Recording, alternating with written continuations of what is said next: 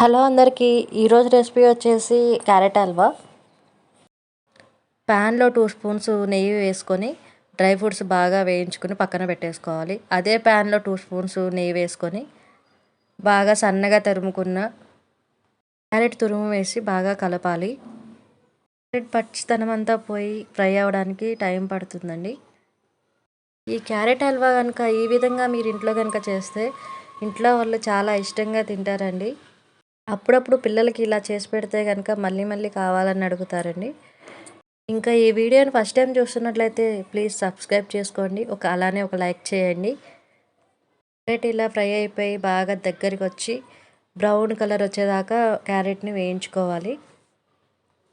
మీ ఇంట్లో పిల్లలు ఉంటే కనుక ఇలా క్యారెట్ హల్వా అప్పుడప్పుడు చేసి పెట్టండి, చాలా ఇష్టంగా తింటారు.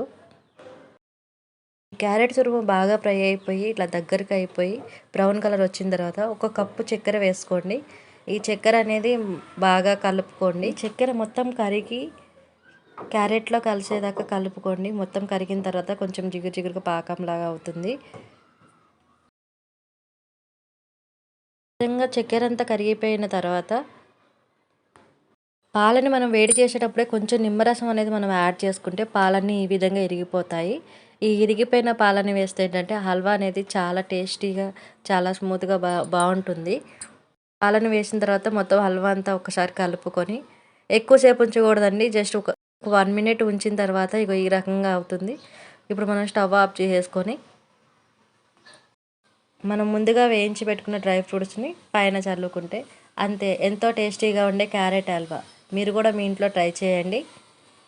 ఈ వీడియో కనుక నచ్చితే కనుక లైక్ చేయండి.